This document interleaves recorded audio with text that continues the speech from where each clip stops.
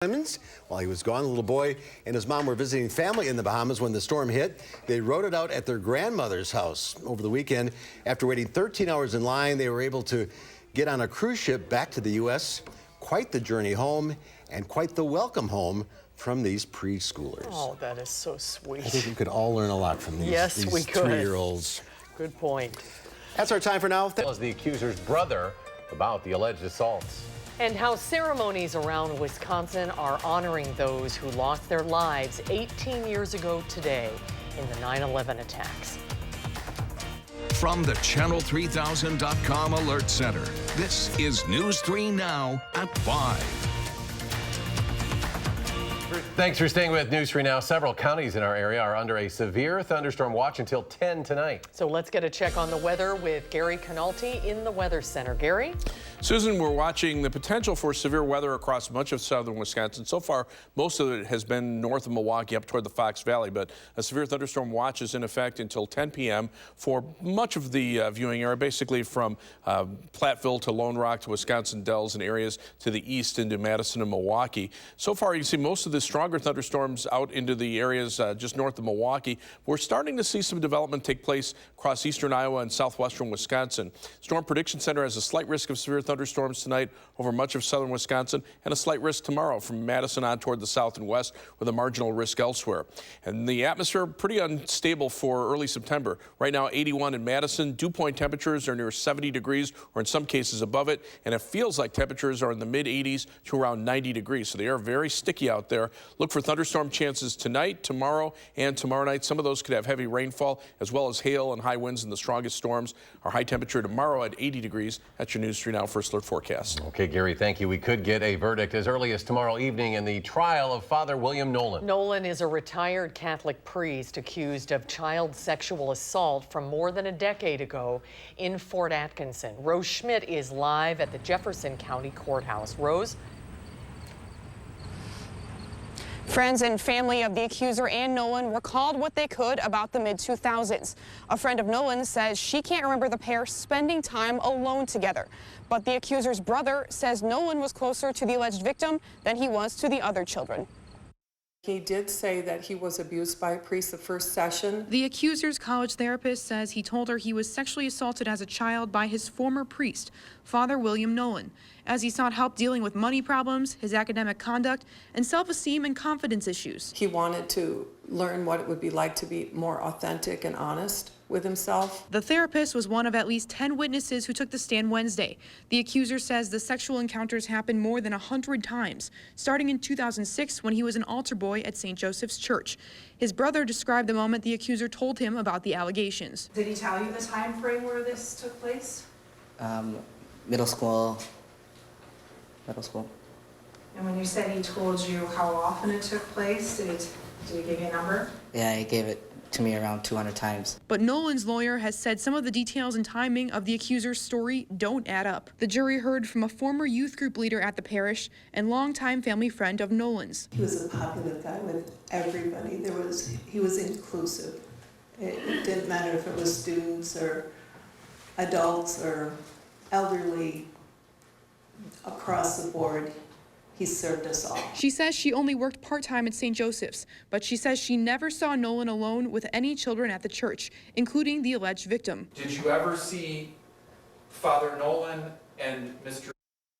in a situation that you would deem suspicious now in light of the information that you know the state is alleging against Mr. Nolan? Never. The accuser's childhood friend also testified today, saying that hearing about the allegations caught him off guard. Only 2 witnesses are left to testify tomorrow before the case heads off to the jury for deliberation. Rose Schmidt live at the Jefferson County Courthouse. Rose, thanks. Jackson County Sheriff's officials, that's in northwestern Wisconsin, say they've arrested the father of an infant who died last week. Dispatchers got a call from a Village of Melrose mother last Wednesday saying she found her 2-month-old baby dead. Sheriff's officials started investigating. An autopsy was done, evidence collected, interviews were made. Deputies then arrested 32-year-old Armis Cravens, the father of the infant girl. He's facing a tentative charge of second-degree reckless homicide, child neglect resulting in death, and 3 counts of neglecting a child. Authorities have identified the woman killed Monday afternoon in a crash involving a dump truck in Rock County. 29-year-old Rochelle Dement of Beloit was pronounced dead at the scene of the crash. Deputies say Dement was driving a car on North Coon Island Road in the town of Magnolia and failed to stop at a stop sign at County Highway B, hitting a dump truck. Deputies say a 5-year-old child was also critically injured in the crash. A 2-month-old girl who was also in the car was not hurt. The driver of the dump truck was also not hurt. Authorities have identified the man killed Monday night in a house fire in Juneau County. The medical examiner says the body of 65-year-old Gerard Dunn was found along with the remains of a pet. Dispatchers received a call around 7 p.m. about a fire at a home on 9th Avenue in Necedah. The caller told dispatchers a man lived at the home alone. Officials say the investigation into the cause of the fire is ongoing. A Good Samaritan stopped a robber by taking him to the ground yesterday. Police say 34-year-old Kyle Hogg unzipped a college student's backpack while walking on University Avenue, tried to steal her wallet. They say a 21-year-old Kentucky man saw what was happening and chased Hogg, who then threatened to kill the man. The Kentucky man tackled Hogg but was able to escape. Police arrested him shortly after. Hogg ended up with a cut on his head that required stitches before he could be brought to jail. Police say they found several used hypodermic needles in Hogg's backpack. He's facing a tentative charge of robbery and also disorderly conduct. Across the country, Americans are marking the 18th anniversary of the 9/11 attacks. Family members of those killed on 9/11 returned to the World Trade Center site today, reading their names and sharing memories of their loved ones. Many paused at the new 9/11 Memorial Glade to remember first responders and volunteers who became sick or died as a result of the recovery effort. At the Pentagon, where 184 people died, President Trump and the First Lady laid a wreath. We offer you all that we have, our unwavering loyalty, our undying devotion. And Vice President Mike Pence traveled to Shanksville, Pennsylvania, hailing the brave crew and passengers of Flight 93, who helped prevent even more tragedy by confronting the hijackers and bringing the aircraft down. A bill unveiled today would designate a state highway in parts of Dodge and Washington counties as the 9/11 Memorial Highway. 2 families help announce the bill today, including the Habermans, who lost their daughter Andrea in the North Tower of the World Trade Center when she was on a business trip. The Johnson family, who lost their son in Afghanistan in the military action that followed the attacks. There's thousands there, over 3,000, but each one is a family. You know, each one is a ripple effect through a community, like Kewaskum, or where I'm from, just neighboring Horicum, where I live. But the ripple effects are wide-bearing. Surviving families continue to pay a big price. The Memorial Highway will also include a memorial site in Kewaskum, which broke ground this summer, and will eventually include a 2,000-pound beam from the North Tower. Madison police and fire departments held a day of reflection and remembrance for first responders who responded to the World Trade Center site. During the ceremony, firefighters and officers held a moment of silence to honor those whose lives were lost. Fire Chief Stephen Davis and Police Chief Mike Koval spoke during the ceremony. Chief Koval says we should never forget the heroics of first responders that day. I don't want to remember only the way these folks died. I want to remember and cherish the way they lived, with honor, with valor, and with a sense of selflessness of others before themselves. And I think those are values that are time insensitive and go on forever. So thanks again. And the Red Cross held its 8th annual Never Forget blood drive today. Dozens of Red Cross staff members and volunteers filled the Madison Fire Department Station number 14 to take donations. They are experiencing a shortage right now and are especially looking for type O negative. Officials say the event is a great way to give back and honor those impacted by 9/11. Madison College is also honoring the victims, survivors, and first responders of the 9/11 attacks. The college held a remembrance ceremony at the Fire Bay area of the Protective Service Center. A firefighter student at MATC says the 9/11 events helped her decide her career. Learning about what happened, how it happened, why it happened, what happened after that, it sparked that I wanted to do something to help people, and some protective service, firefighter, EMS, cop, I just wanted to do something. During the ceremony, the college also displayed nearly 3,000 flags along with a memorial wall with the names of the victims of the attacks. Next at 5, a Rock County startup specializing in CBD will soon be growing even bigger. Now the company has its eyes set on commercial production. Rock County reporter Adam Duxter joins us from our bureau at the Janesville Gazette with how science has helped this company grow. Adam? Yeah, well, Eric and Susan, Simply Solutions says they've perfected a scientific process that helps them extract CBD oil from hemp plants. According to CEO John Gepfert, they're the only business in the entire state of Wisconsin that's doing this kind of work by using this kind of method. And coming up this fall, they'll be making the move into an even larger building where they'll ramp up production. Gepfert says while CBD is a relatively new phenomenon, when it's done right, the benefits are countless. There's an opioid crisis in America. We're well aware of it. It really damages people the longer they're on it. It affects the way they think and the way they do things. What's fantastic about a product like hemp and CBD is there's real value in pain relief, there's real value in anxiety relief, and there's real value in seizure mitigation. Simply Solutions is only a couple of years old as a company, and Gepfert says as it expands, it could have positive impacts on other types of industry in Rock County. Tonight at 6, we'll take a closer look at how farming could be at the top of that list. We will see you at 6. Adam Duxter in Janesville. Thanks, Adam. A new Wisconsin municipality has the state's best tasting drinking water. Janesville was this year's winner of the best tasting water competition. 5 judges tasted water from municipalities all across the state. The blind taste test is part of the Wisconsin section of the American Water Works Association annual conference and expo, which is being held at Monona Terrace. We try to make sure we produce good tasting water. So we're appreciative of this award and like that people liked our water. We like our water. I like our water. And this is the 34th year of that competition. Last year, Madison was the winner. More to come tonight on News 3 Now at 5 up next. President Trump says young people using e-cigarettes is a big problem. What proposal he has for cutting down on the vaping epidemic.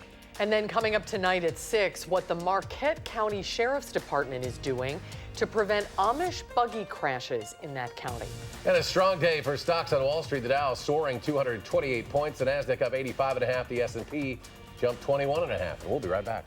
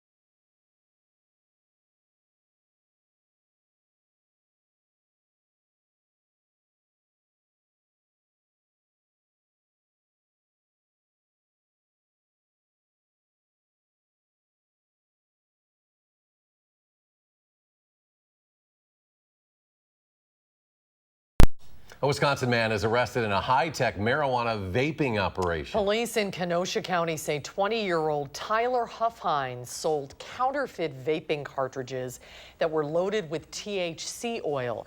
He reportedly had 10 employees who filled up the $5,016 cartridges a day, which would come out to $80,000. The operation went on for nearly 2 years. Agencies like us and Waukesha and Racine are trying our best to put stops to this. But all of us in law enforcement are looking for neighbors, friends, families who hear anything about something illegal along this line, help us. That's what ultimately turned this in. A set of parents that wanted to make their kids safe is what started this whole empire of illegal drugs to fall. Huffines' brother was also arrested in connection with the investigation. As the number of vaping-related deaths and illnesses continues to rise, the White House taking action to cut down on e-cigarette use by young people. The CDC is investigating more than 450 cases of vaping-related illnesses, along with at least 6 deaths reported in recent weeks. Today, the president proposed a ban on all flavored vaping products. Health and Human Services Secretary Alex Azar said mint, menthol, and candy-flavored e-cigarettes are attracting new users. Kids are getting access to these products, so we simply have to remove these attractive flavored products from the marketplace. The FDA is failing to make these products tamper-proof. That's a violation of law. That's one of the reasons why people are going to the hospital and dying. The proposed flavor ban is expected to take several weeks to implement. A statement from the American Vaping Association trade group compared the proposed ban to prohibition and said it would destroy thousands of legitimate businesses and lead to the creation of a black market for flavored vaping products. Multiple rounds of heavy rain are possible across Sauk County over the next few days. Meteorologist Dave Caulfield is live in Baraboo tonight with what emergency management officials are saying. Dave? Well, Eric and Susan, county officials tell me it's becoming an all too common occurrence that flash flooding and heavy rain possible across Sauk County. Just to give you a sense of what we've been experiencing in Baraboo over the last 15 minutes, a very heavy shower going through the region over the last 10 to 15 minutes, soaking me and this pile of sand, which is available for folks to use free sandbags and sand available at the West Baraboo garage here off of Highway 136. But really, the next couple of days are going to be critical when it comes to that heavy rain. Already in spots like Baraboo, 2 to 3 inches of rain has fallen this week alone, with potentially more heavy rain on the way. And officials say now is the time to prepare, not when that water is coming through your house. Although over the last 15 minutes, it may be a little bit too late. We've already seen some water pooling in the parking lot here off of Highway 136. So just gives you a sense of what is happening now, and with the higher humidity sticking around, what could be on the way for spots like Baraboo and really all across Sauk County, especially if the Wisconsin River Basin is affected, which is a possibility. I'll send it back to you in the studio. All right, Dave Caulfield live in Baraboo. Thank you, Dave. Let's get a look at first alert weather now. Speaking of the forecast, Chief Meteorologist Gary Canalti joining us in studio. Gary? Well, not only do we have the possibility for heavy rain, but we also have the potential for some severe weather as well. We have alert days in the forecast for tonight, as well as tomorrow and tomorrow night. Already a severe thunderstorm watch in effect until 10 p.m. for much of the area. So high winds and hail certainly a threat, especially this evening. Any of the thunderstorms could produce heavy rainfall, and then that continues in tomorrow. The severe weather threat may be a little higher south and west of Madison compared to the rest of the viewing area, but still, any of the thunderstorms could produce heavy rainfall, and we could be seeing several inches of rain through tomorrow night. Severe thunderstorm watch in effect until 10 p.m. for much of south central and southeastern Wisconsin, including Madison and Milwaukee, basically from Sauk, Iowa, and Lafayette counties off toward the east. But just about any part of southern Wisconsin could see a strong thunderstorm develop. What's happened is, after seeing clouds for much of the day, notice the sky is starting to clear out, and that's allowing temperatures to warm up. The air is very warm and humid. We're starting to see the clouds bubble up over parts of eastern Iowa. The first batch of strong to severe thunderstorms has moved north of Milwaukee. If you take a look at current temperatures, that tells the story. Where the air is cooled down because of a wind shift and because of the rain, temperatures are in the lower 60s, whereas it's in the lower 80s across southwestern Wisconsin. So that's about a 20-degree temperature contrast across our viewing area. But the air is very humid no matter where you go. Dew point temperatures are in the upper 60s to the middle 70s. That's what you expect in midsummer, not in the second week of September. So the heat index right now feels like temperatures are in the upper 80s or close to 90 over parts of southern Wisconsin. The wind shift is right about through the Madison area. Notice winds out of the northeast, north of Dane County, out of the southwest across the southern portion of our viewing area. So that air coming together is starting to bubble up into these thunderstorms that are just starting to pop up. And that's why the severe thunderstorm watch is also for areas to the west of Madison, even though the first batch of storms has kind of missed us to the northeast, producing some strong to severe thunderstorms up toward the Fond du Lac area. So there's a severe thunderstorm watch in effect until 10 p.m. Storm Prediction Center has a slight risk of severe thunderstorms tonight here and a marginal risk elsewhere. Tomorrow, the severe weather threat a little bit higher to the south and west, slight risk south and west of Madison, and a marginal risk elsewhere. The other problem is going to be heavy rain. Over the last 48 hours, much of Wisconsin has seen 1 to 3 inches of rain. The heaviest bands have been up north through central Wisconsin, up through areas up toward the Fox Valley and back toward Stevens Point, but also parts of Grant County and also from Monroe down toward Janesville. Some of those areas have picked up 1 to 3 inches of rain. The computer model forecasts through Friday morning show perhaps 1 to 2 inches of rain with some localized 3 or 4 inch amounts in areas that see heavier thunderstorms. So like Dave mentioned, you can see some quick flooding occur very quickly with situations like that. Skies are clouding up on the WISC sky cam, the Edgewater sky cam showing a few breaks in the clouds, but also the taller cloud tops as the atmosphere starts to bubble up in the heavier thunderstorms. High today 83, the low 65, and right now we're at a muggy 81. The air is calm, but notice that dew point temperature 69, very humid out there. So our forecast includes a severe thunderstorm watch until 10 p.m. for much of southern Wisconsin. Tonight, showers and thunderstorms, some of those could be strong to severe and produce heavy rainfall. Also some areas of fog overnight, the low at 64. Tomorrow, showers and thunderstorms. Again, the possibility for a strong to severe thunderstorm and heavy rain. High temperature at 80. Future track, you can see scattered showers and thunderstorms tonight, and then they start coming back northward by early morning as the warm air comes back into southern Wisconsin. We'll see chances for showers and thunderstorms tomorrow and tomorrow night, but as the cold front comes through, notice how the air dries out on Friday. Temperatures drop back into the upper 60s and lower 70s, and the humidity levels drop quite a bit, but the rainfall amounts again could be excessive in areas that get heavier thunderstorms. 7 to 10 day forecast, more heat and humidity early next week with highs in the lower 80s, some thunderstorm chances from Saturday night into Sunday, and then perhaps toward the end of next week. As we take a look at first alert traffic, right now the view from the DOT camera, that's Verona Road and Raymond Road, seeing the usual backups through the construction zone there, but hopefully things will start to improve. Still seeing some delays on the eastbound Beltline from around Monona Drive back to Verona Road. Westbound, some delays from around Fish Hatchery Road to John Nolan Drive. Almost a half hour on the eastbound Beltline from University Avenue to the interstate. 17 minutes back in the westbound direction. Heading out of Madison, it's 28 minutes down to Janesville on I-3990 from the Beltline to Janesville, 19 minutes to Sauk City on US 12, and 23 minutes out to Sun Prairie on East Washington Avenue and US 151. That's your News 3 Now First Alert Traffic. All right, thank you, Gary. Still ahead on News 3 Now at 5. Patriots wide receiver Antonio Brown being accused of sexual assault. What his agent is saying about those allegations.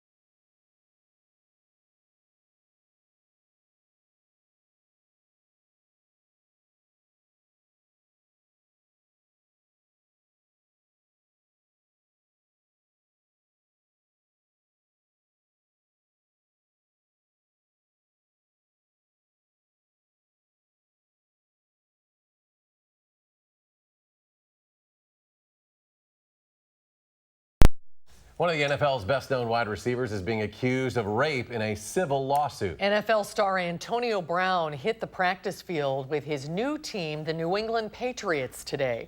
Brown's former trainer, 28-year-old Brittany Taylor, has filed a civil lawsuit alleging the player sexually assaulted her 3 times over 2 years.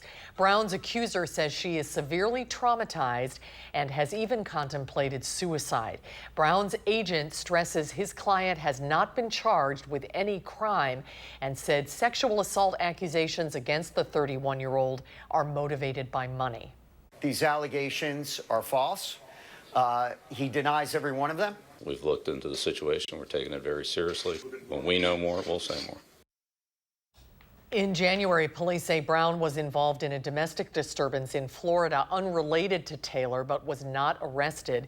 And last weekend, he was abruptly released from the Oakland Raiders after clashing with the team during training camp. There's some signs of easing tensions in the U.S.-China trade war. Starting next week, 16 types of U.S. products will be exempt from the Chinese tariffs, including lubricating oil and grease for cars, pesticides, and some animal feed such as alfalfa and fish meal. But left off the list are major American exports to China, including soybeans and pork. The Chinese government is set to impose tariffs of up to 25% in retaliation to the president's tariff hikes on Chinese imports. Beginning next month, President Trump says he will raise tariffs on hundreds of billions of dollars in Chinese goods, everything from cars to aircraft parts. Stay with us. We'll have another check of your forecast in just a moment.